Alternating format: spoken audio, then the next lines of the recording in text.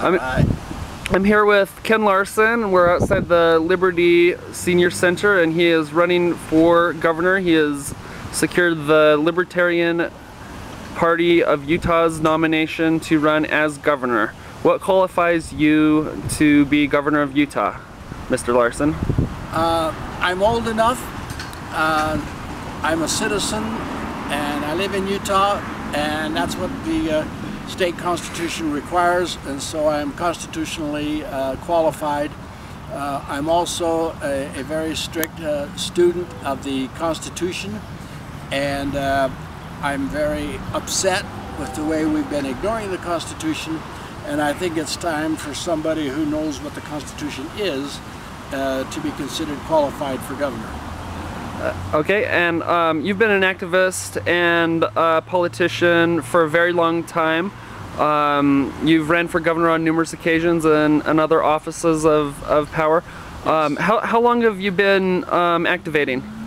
In 1964, I worked actively for Barry Goldwater for his campaign. And then when I saw what happened to him, I worked for George Wallace. And then in 1970, I was one of the 20 Central Committee members of the American parties, which was the follow-up of what George Wallace was doing. And since then, I've run with the Libertarian Party. Actually, I've run with every party except Republican on various offices. And I formed a new party. We called it the Personal Choice Party. Worked to get that on the ballot a couple of times. Had a bunch of good friends ran with me. And now I'm back in the Libertarian Party and their candidate for governor. And I think it's time we had a governor who has that kind of experience. I don't have experience in office, and that might be a positive. Okay, and what did you do for your career? In 1974, I finished up my PhD in zoology at BYU and worked from then until 2004 as a researcher at the University of Utah. I retired as an adjunct research associate professor of medicine, and then began spending most of my time in politics. Okay. So I was a researcher for most of my career. Okay, and you graduated from BYU, is that right? Yes. With a doctorate? Yes, a PhD in lizards. In lizards? Well, zoology, biology. In biology? Zoology? Yes. Okay. But specifically you studied lizards, that was your main focus? Yes. When I was a child, I decided my life's project would be to find a way to reconcile the differences between science and religion. So I decided to become an expert on evolution and an expert on religion, and studied both intently, and became a PhD on the evolution of a group of lizards, and went on a mission for the Mormon Church and studied their scriptures intently. The fun part about it is their scriptures say that the founding fathers were inspired, so that meant the Constitution and Declaration were part of the scriptures I studied and believed in. Okay, so you were a part of the LDS Church. Are you currently a member of the LDS Church? No. In 1996, I was excommunicated for having sex with a girlfriend. Okay. And I believe in all the principles that Joseph Smith taught, the same ones that Jesus Christ taught, and that are throughout the scriptures. And in fact, they're in the basic scripture, spiritual writings of virtually every founder of every religion. I.e., love your neighbors, love other people. Okay, and does your religious background influence your politics at all? Absolutely, absolutely. I grew up, like I said, believing that the Constitution was inspired of God and reading it as if it were scripture and studying it, and I am very devoutly, intently devoted to preserving, I should say restoring, our national and state constitutions like they were originally intended. So would you consider yourself a strict constitutionalist? As strict as you can get, absolutely, absolutely. If the Constitution forbids it, we can't do it. Now when I get inaugurated as governor, there's a whole bunch of unconstitutional laws. I will have to order the end of enforcing them. I.e., I will order the end of the enforcement of the drug war. That's unconstitutional. I will order that the county clerks issue marriage licenses to same-sexers and polygamists. The definition of marriage part of our state constitution violates the 14th Amendment of our national constitution, and the national trumps the state, and so it's unconstitutional for us to discriminate against people who want a marriage license and happen to be not a one man and one woman, but maybe two men, maybe one man and three women, whatever. You mentioned the 14th Amendment of the United States Constitution. Specifically, you're talking about the Equal Protection Clause, am I right? That's right. That's right. It says we should protect everybody equally and treat everybody equally. It says everybody who is born or naturalized and lives within a state is a citizen of the United States and enjoys all the privileges and immunities of the United States, i.e. you don't discriminate. And that includes personal lifestyle, what you believe in, whatever your pursuit of happiness might be, as long as you are not harming others. What are some of the major issues that you're basing your campaign on? Well, every issue that's unconstitutional I'm opposed to, and like I said, I'm for the Constitution. I've put out 4 flyers. Specifically, I talked about the policing the world is unconstitutional, and I will do what I can to stop that. Number 2, like I said, the drug war is unconstitutional, and I will immediately order the end of it. And if a federal agent comes to Utah to enforce the federal drug war, they are in violation of their oath of office. We call that perjury. That's against the law. I'll have them arrested and tried for perjury if they try to enforce that unconstitutional law. So you would ban federal agents from entering the state of Utah if their intent is to enforce the drug war? Oh, they're perfectly welcome to come in, but as soon as they try to enforce the drug war, that's perjury, and I'll have them arrested. Thirdly, gun registration, background checks, concealed carry permits, they all violate the Constitution. The Second Amendment is a concealed carry permit, and the state of Utah Constitution is even stronger on that issue. And so I would order all gun dealers to stop all of that and sell a gun the same way they would sell a baseball bat. It's none of the government's business. Okay, where do you draw the line on guns? What do you define as a gun that is protected under the Second Amendment? Would a bazooka count? I would say if you are able to own and store a gun without unreasonably endangering other people, then you're welcome to own whatever you want. And how do you determine if a person meets that qualification? Are they 18 years old? Are they a citizen? That's a qualification. If you want to own a jet plane with a nuclear bomb on board and you have a safe place where you can keep it, you should have a right to own that. That's an arm.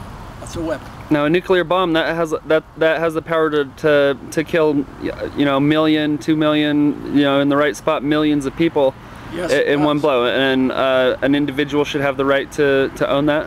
Absolutely. That's how I'm understanding you? Yes, okay. Yes, absolutely. Anything you can use to defend yourself.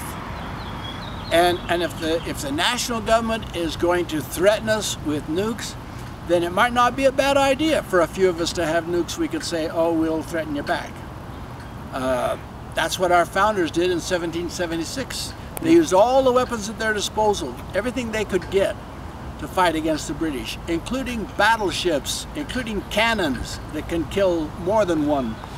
And all of this was necessary to defend the colonies against the British. And the same thing applies now. We should be able to keep and bear arms. And it doesn't say except. There's no exception. Okay. So that's how the Constitution reads now. Would you be in favor of amending the Constitution in any way? With regards to what arms people might be allowed to keep? Yes. I might consider that, yes. That's a possibility. Okay. Are there any other changes to the Constitution you'd like to see, or is it perfect as it is? Oh, there's quite a few changes I'd like to put in it. Name a few. Oh my gosh, a few. As a matter of fact, I'm drawing a blank here. A few changes to the Constitution. I would change the part about electing senators. In the original Constitution, they were elected by the state legislature, and then I think it's the 17th Amendment switched it back to the people.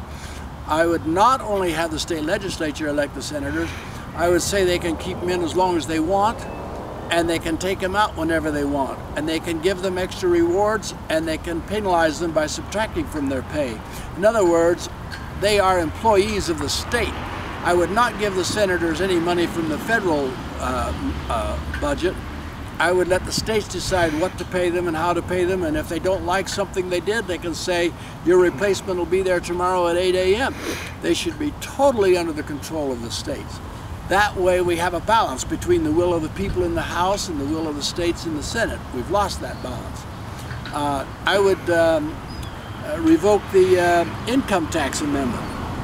And I would have the federal government impose taxes with regard to the enumeration on a state level and let the states collect the tax. As a matter of fact, I would have the tax be very simple. Anytime something of value exchanges between humans, X% of it, probably 3 or less, goes for taxes. And then that's split into 3, one for the local, one for the state, and one for the federal. Would you be in favor of exempting basic necessities of life like groceries or the first $100,000 or so of the value of a home from being taxed? No. Whenever something of value trades hands, the tax on it would be insignificant. It wouldn't hurt anybody. I mean, if you can afford to pay $100 for something, you can surely afford to pay an extra $3 to cover the cost of the government protecting your right to keep what you own. What do you think about the morality of taxing basic necessities of life like food? I would tax a ticket to the movies and a loaf of bread at exactly the same rate. I would not change the rate of taxes on the basis of what you're buying. For example, the government wanted to prohibit marijuana but couldn't because they had just repealed the 18th Amendment and they didn't have the authority to prohibit it, so they taxed it. And they got away with it because they had just taxed machine guns and got away with it. And they put a heavy tax on it to prevent people from buying it. Right now we have a tax they call a sin tax on cigarettes. This kind of picking and choosing what you're going to tax and how much you're going to tax it by is another way of getting around your responsibility to pass laws. The purpose of taxation is to raise revenue, not to control how people live. And if you only spend a nickel and 3% of it goes for tax, it's not going to hurt you, whatever you're spending it on. But I would not have that percentage change regardless of the amount or the necessity or whatever. Okay, and what would that percentage be set at if you had the ultimate say? I would start with 3% and hope that we could get along with less. I think 1.5% might end up being adequate. So I take it you would want to cut large swaths of government. What government would you want to cut? Oh my goodness! At least 90% of it. Most of what the government is doing is very unconstitutional. Hello, bring all the troops home. We don't have a declaration of war. We don't have a specific enemy. We got no business over there telling Libya how to run their government. You know, in 1912, there was an article in a paper that I read up at the state capitol. There was shipment of arms into Mexico to help the rebels. And the government passed an ordinance preventing that because we are neutral. That was in 1912. We should be neutral in all conflicts, everywhere in the world. Now, if you're a foreign country and you feel like you're about to be overwhelmed militarily and you can't protect yourself, sign this form to become a territory of the United States of America. When Congress admits you as a territory, we'll send over all the troops and equipment and politicians and tax collectors to make you feel like Americans, and anybody who attacks you will be attacking America. And then we'll set, like I would say, a 3-year time. At the end of those 3 years, we'll have an election. If you vote to be an independent country, goodbye, have a good life. If you vote to work towards statehood, good luck. You become a state, you elect senators, congressmen. I would offer that to the entire world, just like we did to Texas when they were in conflict with Mexico. So theoretically, do you envision a time where every country in the world basically voluntarily joins the United States? Yeah, either one of three things. Either they join America as a territory working towards statehood, or they adopt our Constitution and our rules and the secret we have to prosperity, which is liberty, or thirdly, all of their people immigrate to America. So those are the options. Okay. Earlier you mentioned the war on drugs. Can you tell me what you think about the war on drugs? There is very good scientific evidence, and as a scientific researcher, I think I know what I'm talking about. In the early 1920s, when they racked up the prohibition of alcohol, the murder rate in America doubled from 5 per 100,000 per year to 10. And then when they repealed prohibition, it suddenly fell back to 5, and it stayed around 5 until the 80s when Reagan ramped up the drug war, and now it's back up at 10. And it's so obvious from the data that if we ended the drug war, it would drop back to 5. Now if you do the math, 5 per 100,000 per year comes out to about 51 people in America per day, that's about one a state, that are being killed, innocent civilians, because of our drug war. And if I don't do something to fight it, their blood is on my hands. That doesn't count the hundreds of billions of dollars we're spending, not just enforcing and fighting the drug war, but dealing with corruption, keeping criminals in prison, financing their families who no longer can afford it. We're putting out all this tons of money, and we're losing all these innocent civilians, and we're not doing anything about drug abuse. Not a thing. Drug abuse has not gone down. It's a total failure, and it needs to be ended the day before yesterday. So how would you deal with the problem of people who are addicted to drugs? How do we deal with the problem of people who are addicted to alcohol or nicotine or caffeine? I would consider it the same thing. If you're addicted, you probably have a problem. And that means you're going to look for help. And I think a lot of people are afraid to look for help now because what they're doing is illegal. Even though, yeah, the medical community is supposed to keep it confidential, but they're not sure of that. So if you ended the drug war, a lot of these addicts would look for help, and they would get the help they need, and they would go through the therapy they need and lead normal lives. We didn't have a problem with drug addiction in the 1800s and the first 10 or so years of the 1900s, when you could go to any pharmacy and buy cocaine and opiates and all these drugs that are now considered so terrible and illegal. Yeah, a few people got hooked on them and got in trouble because of them, but most people learned how to use them responsibly. We didn't have a problem with major addiction then like we do now, and the difference is now we have a drug war. I think the drug war is part of the reason we have addiction problems. Okay, so drug addiction is a healthcare issue, not a criminal matter. Would that sum up your position? You said that very well. Yeah. Yes. Thank you. It shouldn't be against the law to have measles. And we shouldn't throw people in prison for having measles either, I take it? Absolutely. Even if they chose to infect themselves with the measles? That would be their decision.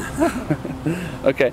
And some people consider it a good idea to get measles early in your life when you can handle it so that you're immune the rest of your life. Okay. Yeah, I've heard of that. Do you have any strong feelings about the topic of circumcision? Not really strong. I think to circumcise an infant is abusive, and if the legislature passed a law against it, I would surely sign it.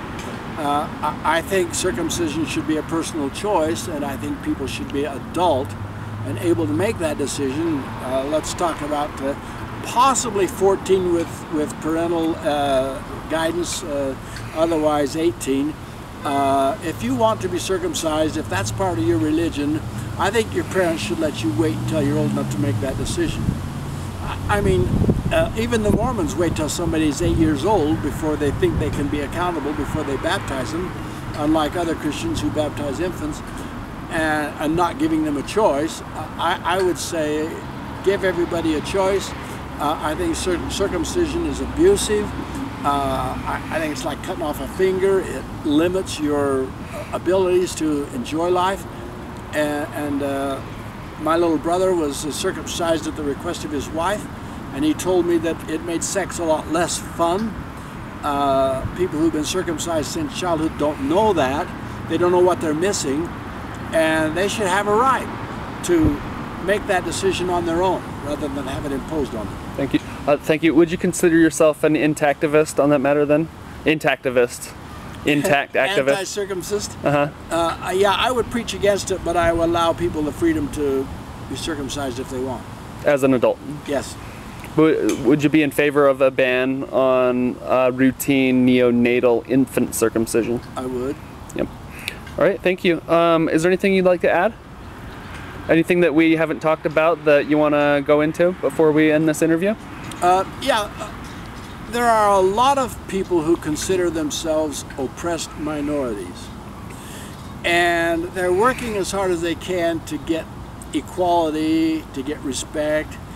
In the meantime, they're busy disrespecting other oppressed minorities. And if the oppressed minorities want to get their freedom, they need to come together and work for each other's freedom. That way, you know, the founders said, united we stand. That's very important. The colonies could none of the colonies were capable of getting independent from England alone, but together they could. They had some serious differences. Some of them had slavery and some of them were very opposed to it. So they decided to postpone that decision for 30 years. Some of them had state religions and some of them didn't. So they decided that Congress wouldn't establish a religion, but the states would be free to make that decision. And since then they've all decided to have freedom of religion. So now where was I going? I lost my train of thought.